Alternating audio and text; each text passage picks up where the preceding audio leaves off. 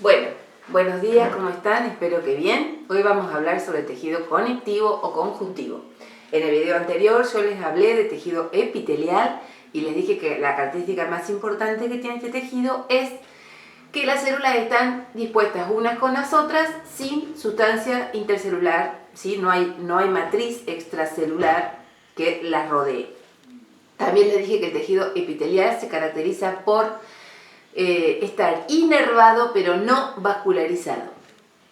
Ahora vamos a hablar del tejido que subyace al tejido epitelial, que es el tejido conectivo y cuya característica más importante es que está vascularizado e inervado.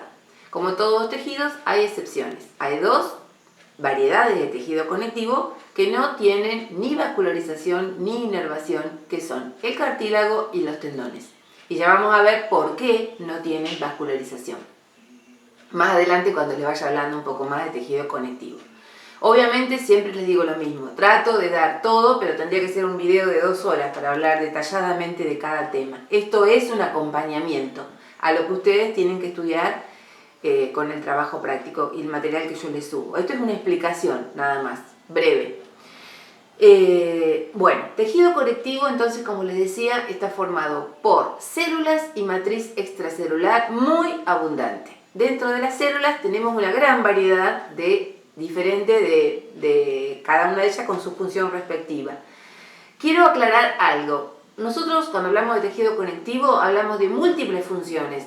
Una de ellas es la palabra conectivo. La palabra lo dice, conecta distintas estructuras, puede conectar un hueso con otro, porque vamos a hablar de ligamentos, vamos a hablar de tendones, que están dentro de la variedad de tejido conectivo, por ejemplo, ¿sí? No solo eso, sino también almacenar grasas, tiene una función inmunológica súper importante. Ahora vamos a hablar de las células y van a ver por qué toda esta multiplicidad de funciones. Dentro de las células que forman el tejido conectivo tenemos los fibroblastos, que son las células más abundantes de tejido. Lo que hacen es secretar fibras, están presentes en todas las variedades de tejido conectivo, cuya función es esa, mantener a través de las fibras esa tracción que tiene el tejido conectivo. Luego tenemos otras células, que se llaman macrófagos, macro grande, fago comer. Son una variedad de tejido de glóbulo blanco que se llama monocito, cuya función es alimentarse de partículas extrañas que ingresaran a nuestro cuerpo. Hay dos tipos de macrófagos. Están los macrófagos circulantes, que se llaman así porque te trasladan a celocitos de infección. Y están los macrófagos fijos, que son, también lo dice la palabra, los que están instalados en lugares estratégicos. ¿Dónde? En órganos linfoides, por ejemplo el vaso, que tiene función inmunológica. Después tenemos otras células que se llaman células plasmáticas, que también son una variedad de glóbulo blanco llamado linfocito B, cuya función es elaborar histamina. Esta proteína lo que hace es vasodilatar, es decir, cuando hay una infección o cuando hay una lesión en alguna parte de nuestro cuerpo, se vasodilata, se produce la vasodilatación para que los vasos sanguíneos sean más permeables y permitan el paso de glóbulos blancos que van a atacar los gérmenes que hayan entrado a ese lugar. Después tenemos adipocitos. Adipo es de lípido, grasa. Cito, célula. Son células que almacenan grasa. Después tenemos otro tipo de células que son los leucocitos, que también tienen función inmunológica, o sea, bactericidas. Se alimentan de gérmenes que ingresaran a nuestro cuerpo. Fíjense toda la variedad de células que nombré. Y ahora les voy a hablar de la matriz extracelular. La matriz extracelular, que es la sustancia que se encuentra entre las células, está formada por sustancia fundamental y fibras. Dentro de la sustancia fundamental, que quiero explicarles un poco qué es la sustancia fundamental, es como la palabra lo dice, es un líquido que tiene como mayor composición el agua, pero que además tiene proteínas y también tiene glúcidos. Y esa sustancia fundamental sirve, recuerden siempre lo que les digo, que las células no están rígidas, se mueven, interactúan unas con las otras, tienen funciones metabólicas como cualquier ser vivo, es decir, necesitan sustancia de la vecina, intercambian sustancias con las otras. Y esta sustancia fundamental sirve de eso, de puente de comunicación entre una célula y la otra, ¿sí? Y esta sustancia fundamental, como dije recién, está formada por proteínas, agua y glúcidos. Y ahora les voy a nombrar un montón de palabras raras que son componentes glúcidos que constituyen esta sustancia fundamental. ¿Qué son? Que ustedes tal vez la hayan escuchado nombrar. Por ejemplo, seguramente escucharon hablar del ácido hialurónico, de otras sustancias como por ejemplo queratán sulfato, dermatán sulfato, condroitín sulfato, que esas sí son palabras raras, condroitín sulfato. Toda esta familia de glúcidos que nombré, ¿sí?, se llaman glucosaminoglucanos. Ese es el nombre más grande, más largo que el raro que les pueda haber nombrado recién. Pero tiene sentido que se los nombre. ¿Por qué? Por ejemplo, el cartílago, que es una variedad de tejido conectivo que ahora les voy a hablar, tiene como componente más importante el condroitín sulfato, que es la proteína que le da cohesividad al cartílago. El cartílago es un tejido muy resistente que soporta tracción gracias a esta sustancia que se llama condroitín sulfato. Y hasta van a ver el motivo del nombre, por qué es así, condroitín sulfato. ¿De dónde viene la palabra condroitín? Quiero decir. Pero sigo con la sustancia fundamental. Entonces, dije, la matriz extracelular está formada por sustancia fundamental, con todos estos componentes que dije recién, y fibras. Las fibras son de tres tipos. Están las fibras colágeno, fibras elásticas y reticulares. Brevemente, las fibras de colágeno son las más abundantes de todas, son resistentes, flexibles, no son rígidas y se encuentran presentes en órganos como los huesos, también están presentes en los tendones, ¿sí?, que unen músculos con huesos, en los ligamentos que unen dos huesos entre sí y también en el cartílago. Las fibras elásticas tienen una proteína que se llama elastina, que se caracteriza porque permiten estirar esa estructura 150 veces más y luego recuperar su forma normal.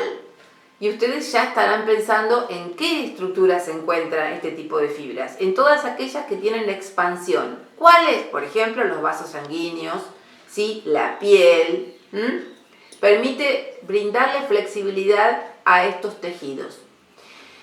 Y las fibras reticulares que forman el soporte, ¿sí?, brindan también esta flexibilidad, pero sostén a determinados órganos. Por ejemplo, los ganglios linfáticos, ¿sí?, el hígado, el vaso, están como sostenidos, por decirlo de alguna manera, por estas fibras reticulares. Y antes de seguir con las variedades de tejido conectivo, quiero decir algo importante. Vieron que yo en cada tejido les voy hablando de alguna patología. Bueno, en este caso tengo que hablarles de una patología que se llama síndrome de Marfan. ¿Por qué? Porque síndrome de Marfan es una patología derivada de una mutación en el gen de la fibrilina. Yo les hablé de fibras elásticas recién. Y ahora les voy a profundizar un poquito más para hablar del síndrome de Marfan. Las fibras elásticas, que les dije que tienen elasticidad, les dije que pueden estirarse hasta 150 veces más de lo normal y luego volver a su forma habitual, están recubiertas por otra proteína más que se llama fibrilina. En algunas personas esa fibrilina tiene una mutación, el gen de la fibrilina sufre una mutación y esto deriva en una enfermedad que se llama síndrome de Marfan y que se caracteriza por varias cosas importantes. Una de ellas es, por ejemplo, que la persona tiene extremidades superiores e inferiores largas, extremadamente largas, dedos largos. También se caracteriza por tener los vasos sanguíneos pierden elasticidad, entonces todas las arterias, por donde circula mucha cantidad de sangre, se corren el riesgo de estallido, que ese es el rotura, que es el peligro más importante que tiene esta enfermedad. No podía dejar de nombrarla, síndrome de Marfan, que yo les voy a tratar de dejar algún link para que ustedes puedan investigar más sobre esta enfermedad. Seguimos. ¿Cuáles son las variedades de tejido conectivo o conjuntivo? Tenemos muchas variedades. ¿Sí? Tenemos tejido conectivo laxo, tejido conectivo denso, tejido cartilaginoso, tejido óseo y tejido conectivo líquido. Es decir, esta matriz extracelular de la que les hablé recién puede estar, ¿sí?, formada en distintas consistencias. Puede ser sólida, puede ser líquida, puede ser semilíquida o puede ser gelatinosa. Vamos a ir hablando de tejido conectivo, cada una de las variantes que nombré recién. Primero dije tejido conectivo laxo. El tejido conectivo laxo se llama así, laxo quiere decir que sus componentes, ¿sí?, las células que lo constituyen, las fibras y la sustancia fundamental, se encuentra en un estado de separados, digamos, unos de otros, sus componentes, lo que le dan esta consistencia laxa. Este tejido conectivo laxo, que tiene la variedad de células que nombré al principio, y las fibras también de los 3 tipos, es el más abundante de todos. Está presente como material cobertor. La palabra lo dice, cobertor, quiere decir que está en la dermis, rodeando a la mayoría de los órganos, protegiéndolos de la fricción unos contra otros. Además de este tejido conectivo laxo, tenemos otro que se llama tejido conectivo denso. El tejido conectivo denso tiene también variedades, ¿sí? Se llama así porque sus componentes se encuentran mucho más cerca unos de otros. En el tejido conectivo laxo es importante que ustedes sepan que hay variedades, ¿sí?, dentro de este tejido conectivo laxo. Tenemos, por ejemplo, el tejido adiposo y dentro del tejido adiposo hay que hacer una aclaración importante. La grasa, tejido adiposo es grasa, tiene, como les dije en un principio, función de reserva, pero también de conservación de la temperatura. Nosotros, los adultos, tenemos un tejido conectivo adiposo blanco, a diferencia del tejido conectivo adiposo pardo que tienen los lactantes. ¿Y por qué, dirán ustedes, hay una variante entre el tejido conectivo blanco y adiposo pardo que tienen los lactantes? Porque los lactantes tienen, digamos, que mantener mucha más temperatura corporal que los adultos. El tejido adiposo pardo es de ese color porque tiene más cantidad de mitocondrias que el nuestro. Trato de abreviar porque si no me extiendo mucho. Dentro del tejido conectivo denso tenemos 3 variedades, les dije. ¿Por qué? Porque tenemos dentro del tejido conectivo denso, tenemos el tejido conectivo denso regular, irregular y elástico. Dentro del tejido conectivo denso regular tenemos los que les nombré al principio, los ligamentos y los tendones. Y también las aponeurosis, ¿sí? ¿Qué son las aponeurosis? Se llaman aponeurosis a láminas que conectan músculos con otros o músculos entre sí, formando lo que se llama fascia. Tejido conectivo denso regular. Se llama así porque sus fibras están dispuestas como haces, ¿sí?, de manera regular, con fibroblastos mezclados entre sí. Tejido conectivo denso irregular. Las fibras están dispuestas así, desordenadas.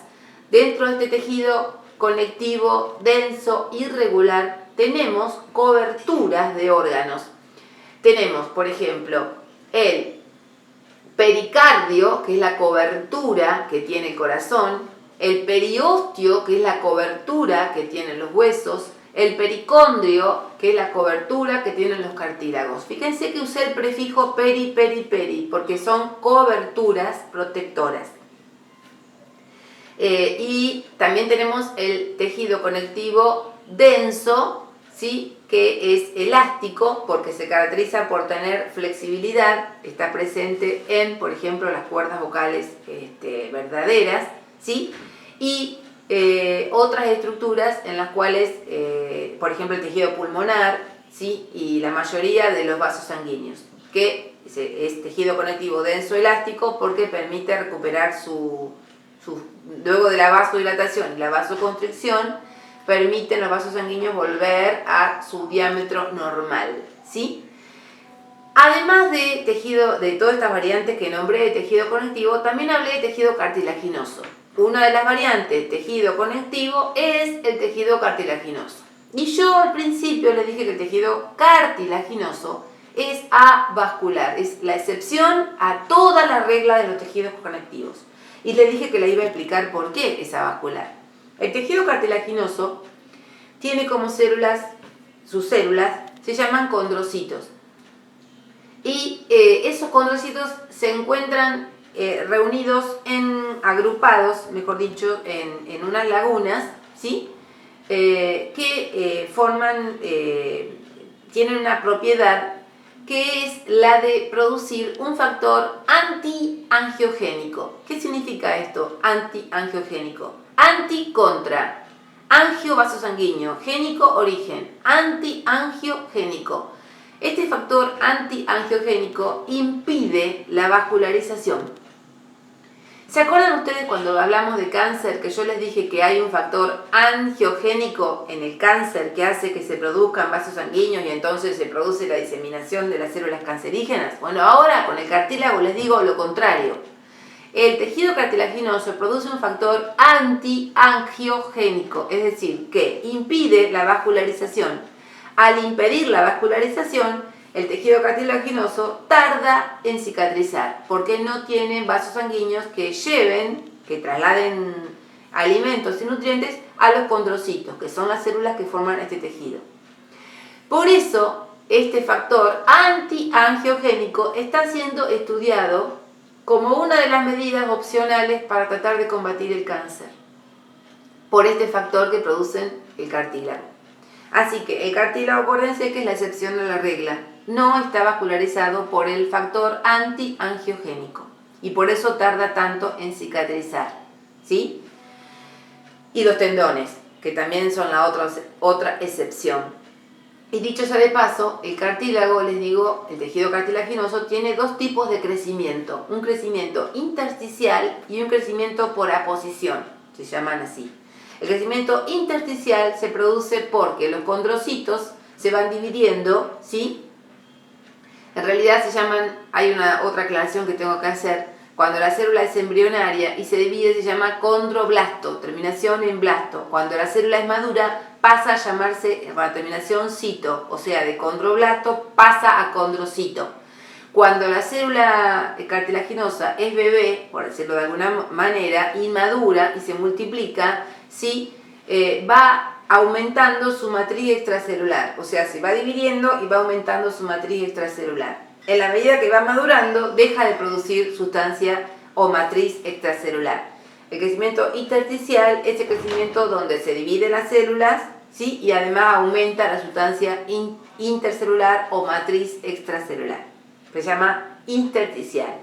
El crecimiento por aposición es el que se da después de la adolescencia, donde lo que aumenta es el exterior del tejido cartilaginoso.